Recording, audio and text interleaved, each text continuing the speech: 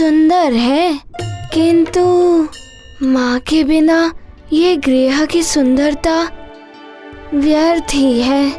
माँ दर्शन का मिलानंद, पुलकित है हनुमत का मन। सरल हृदय से पूछा प्रश्न, उर्वशी छुपा रही विष का दंश। बाल हृदय ये जान न पाया, मित्र भेष में शत्रु आया।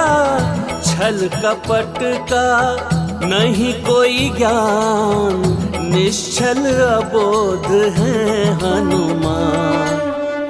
अब सबसे पहले तो ये ज्ञात करना होगा कि देवराज इंद्र कब लौटेंगे और मैं उनसे कहाँ मिल पाऊंगा।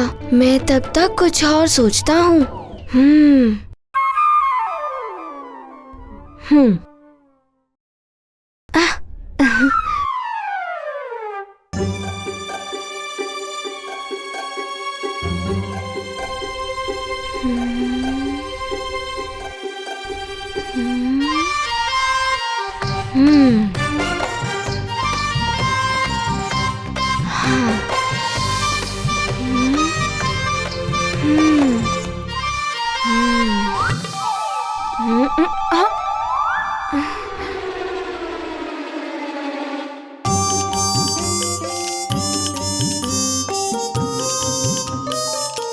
आप कौन हैं?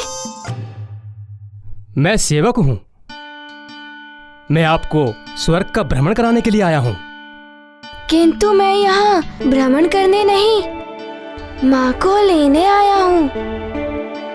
क्या आप बता सकते हैं देवराज इंद्र कब लौटेंगे और मेरी उनसे कहाँ पर भेंट हो सकती है? मैं तो सेवक हूँ, कौन कहाँ आ जा रहा है इस बात की सूचना मुझे तो नहीं मिलती। किंतु यदि आप हमारे साथ स्वर्ग भ्रमण के लिए चलें तो हो सकता है कि कहीं आपकी देवराज के साथ भेंट हो जाए। हाँ, ये हो सकता है। कदाचित इसी प्रकार देवराज से कहीं भेंट हो जाए या उनकी कोई सूचना मिल जाए। क्या सोच रहे हैं? चलेंगे हमारे साथ? हाँ, चलिए। किंतु पहले आप मुझे उसी स्थान पर ले चलिएगा जिस स्थान पर देवराज से मिलने की अधिक संभावना हो। उचित है, आइए।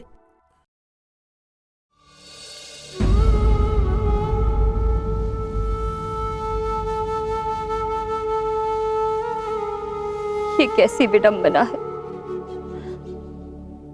मेरा पुत्र यहाँ स्वर्ग में होते हुए मेरे पास नहीं रह सकता। पुंजिक स्थला, तुम माँ होकर भी अपने पुत्र के जीवन को संकट में क्यों डालना चाहती हो? ये तुम क्या कह रही हो? कैसा संकट? स्वर्ग के नियम कितने कठोर हैं, ये तो तुम्हें ज्ञात है ही। और उर्वशी के हठ को भी तुम जानती हो। देवराज को भी उसकी बातें माननी पड़ती हैं। यदि ऐसे में हनुमान यहाँ से 5 दिन में नहीं गया तो क्या होगा? तो मैं क्या करूं? मुझे तो कुछ समझ में नहीं आ रहा। तुम्हारी पुरानी सखी हूं, इसलिए तुम्हें सतर्क करना मेरा कर्तव्य था। अब तुम्हें क्या करना है और तुम्हारी सहायता कौन कर सकता है, ये तुम्हें ही सोचना होगा।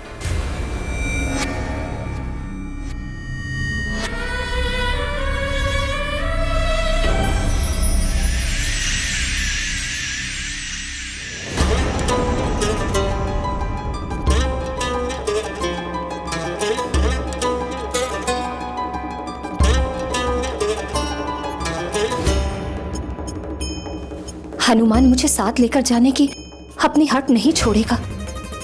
कहीं ऐसे में पुनः इंद्रदेव से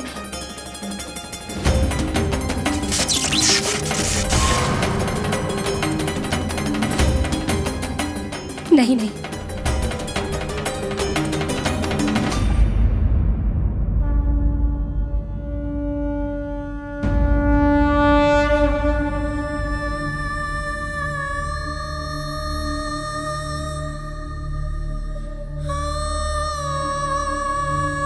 हे महादेव,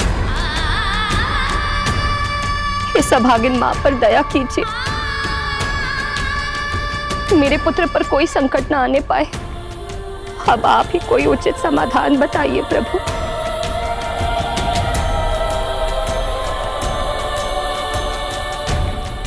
ये देखिए, दूध की नदी लड्डुओं के पर्वत से आती है ये। अरे वाह, दूध की नदी।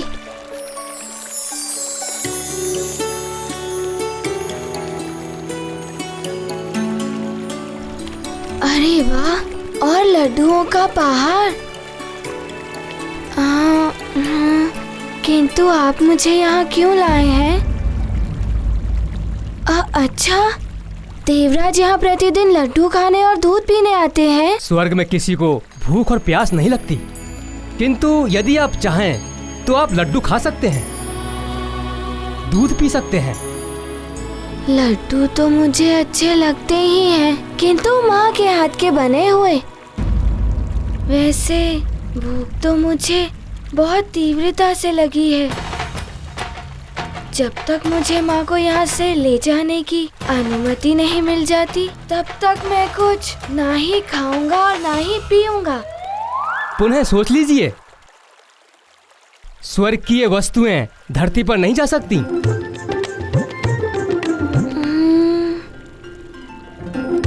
अच्छा चलिए, मैं आपको और वस्तुएं दिखाता हूँ।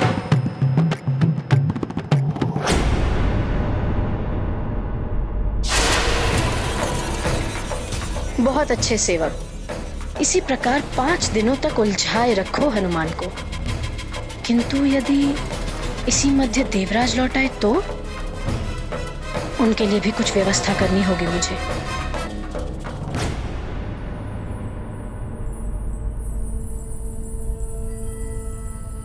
प्रणाम युवराज जयंत।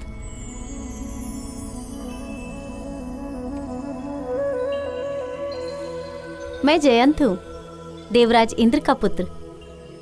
तुम हनुमान हो ना?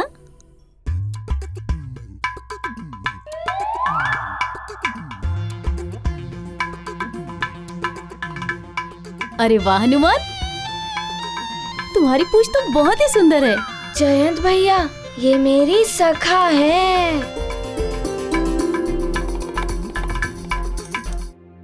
अच्छा हुआ जयंत भैया, आप मुझे मिल गए। मुझे आपके पिताश्री से मिलना है। क्या आप बता सकते हैं कि आपके पिताश्री कहाँ हैं? पिताश्री से भी भेंट कर लेना, लेकिन अभी तो तुम्हें माताश्री ढूंढ रही हैं। माँ, मैं अपनी माँ से मिल सकता हूँ?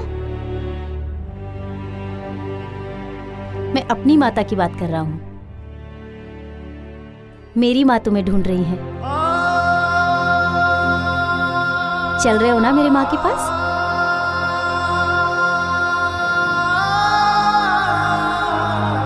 चलो।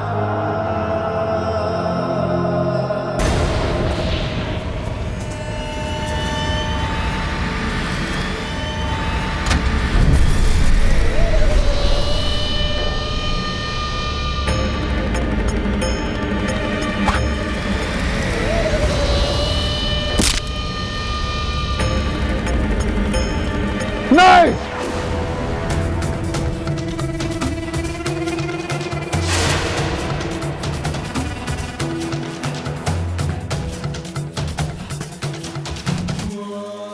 मेरी मृत्यु का बाण।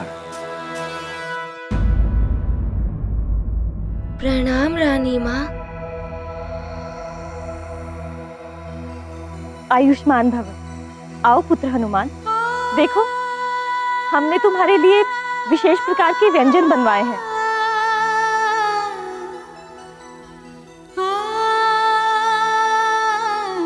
पुत्र जयंत, आओ, ये भोजन आपको भी रुचिकर लगेगा।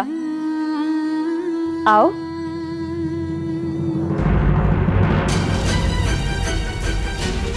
ये क्या है माँ?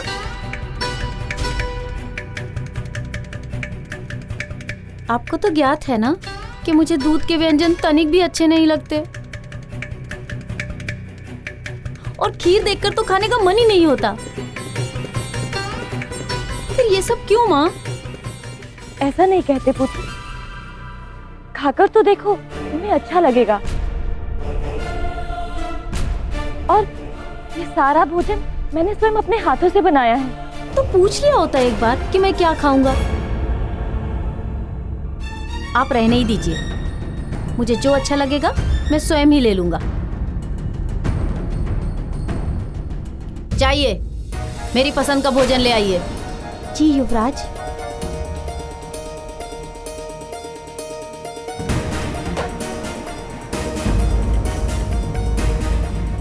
पुत्र हनुमान, तुम तो मेरे हाथों से बना हुआ भोजन ग्रहण कर लोगे ना? महारानी माँ, माँ के हाथों में अमृत होता है। माँ के हाथों का बनाया हुआ भोजन सारे संसार में रुचिकर होता है। मैं आपके भोजन का अनादर नहीं कर सकता।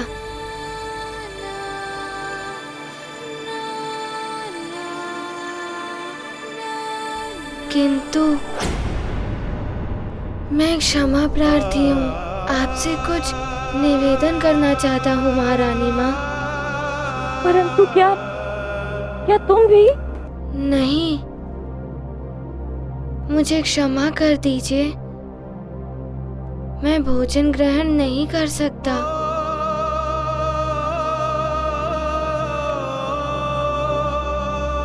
इसलिए नहीं कि ये भोजन रुचिकर नहीं है। आपने भी मेरी माँ के भांति प्रेम से ये भोजन बनाया है हम दोनों के लिए।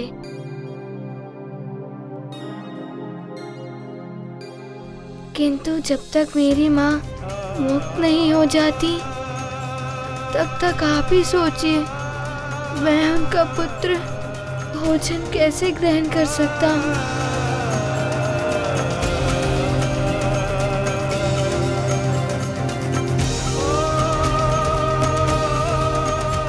मैं एक निवाला भी नहीं खा सकता। जब तक माँ मुक्त नहीं हो जाती, तब तक मेरा किसी कार्य में ध्यान भी नहीं लग सकता। प्रेम भाव से जो भी बनाती, माँ भोजन में अमृत मिलाती। मात प्रेम जो समझ न पाया, भाग्यहीन वो कहलाया। हनुमत करते माँ का ध्यान, कैसे ग्रहण करें पकवान। माँ को बंधन मुक्त करेंगे, फिर हनुमत निज भूख हरेंगे। गाथा महाबली हनुमत की, रुचिकर लीला राम भगत की। जय जय जय रघुनंदन राम, जय जय जय महाबली हनुमान। योगिनी,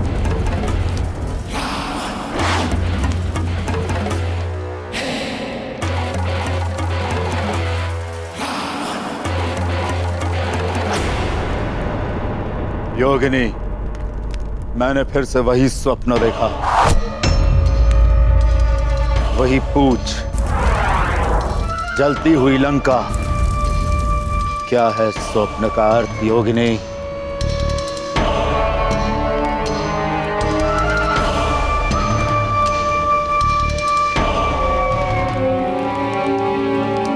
उस वानर से जुड़ा है नर, है संबंध कोई निकट का।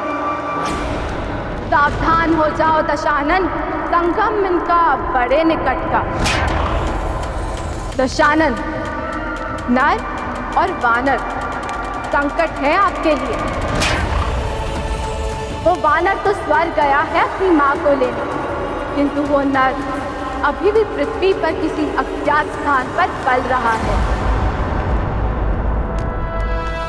तो उस वानर के स्वर्ग के लौटने के पूर्व ही मैं अपने सर्वश्रेष्ठ गुप्तचरों के द्वारा उस नर रूपी नारायण का पता लगाकर उसे समाप्त कर दूंगा, मिटा दूंगा उसे।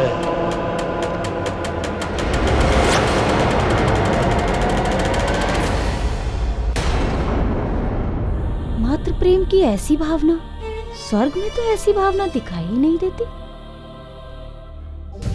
माँ, आपके बनाए हुए भोजन का अनादर करके मैंने बड़ी ही भूल की है। मुझे क्षमा कर दीजिए। नहीं पुत्र,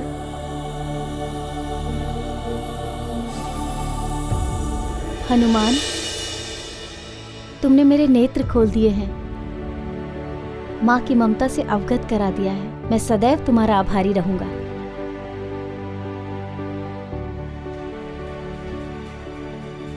तुम्हारे जैसे पुत्र की कामना तो हर माँ करती है हनुमान।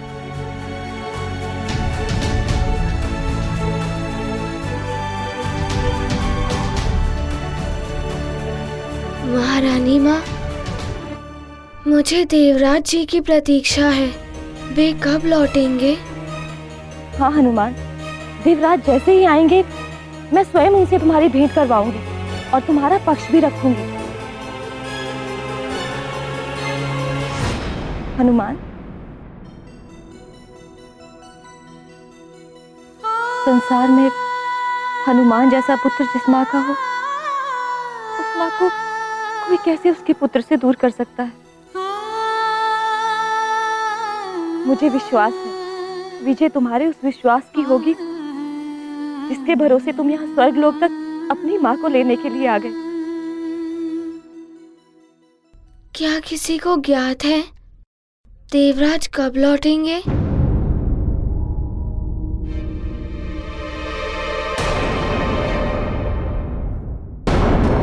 क्या बात है उर्वशी, आज बड़ा सच सवर रही हो। बहुत दिनों से कहीं भ्रमण पर नहीं थी। नवग्रहों की बिगड़ी दशा, प्रलय का भय, यही सब चल रहा था ना। आज मन हुआ कि कहीं निकला जाए। अच्छा, अकेले ही या?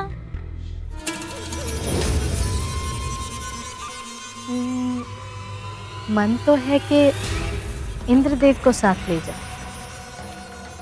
किंतु वो है कहाँ? स्वर्ग में तो है नहीं। किंतु आएंगे तो यहीं ना, इसीलिए मैं पहले से ही सज्जित होकर बैठी।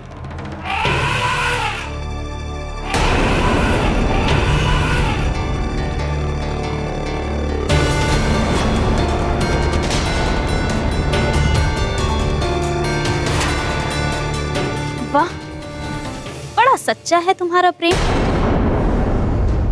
उन्हें स्मरण किया और वो आ गए। कहीं ऐरावत की चिंगाड़ हनुमान के कानों तक ना पहुंच गई हो।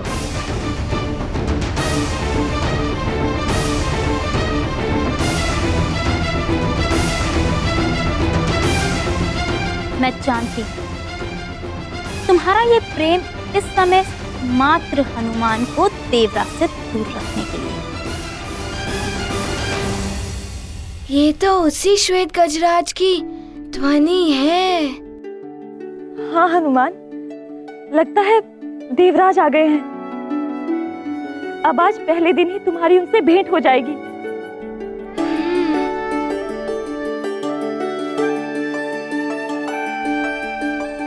माँ,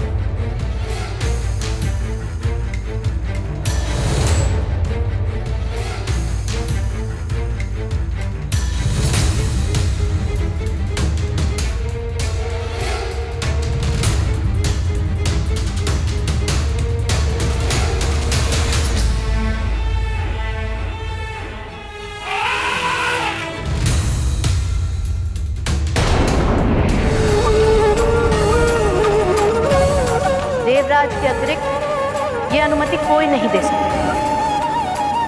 स्वर्ग की एक मर्यादा है। मृत्यु और सद्गति के बिना कोई भी मनुष्य यहाँ 5 दिन से अधिक नहीं रह सकता।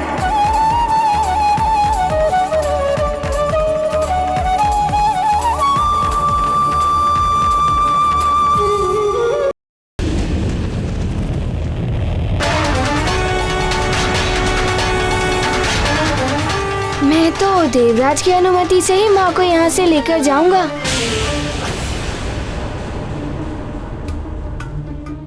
मुझे तुमसे सहानुभूति है बालक, किंतु इस बात का ज्ञात है कि देवराज अंजना को यहाँ से जाने की अनुमति कभी नहीं देंगे। क्योंकि मैं तुम्हें इंद्रदेव तक पहुँचने ही नहीं दूंगी और तुम्हें 5 दिनों तक उलझाए रखने के लिए एक सेवक ही पर्याप्त है।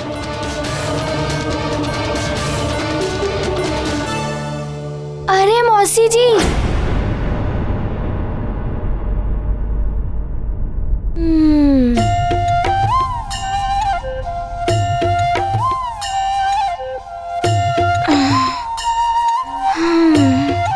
ये अतिथि गृह तो बड़ा ही सुंदर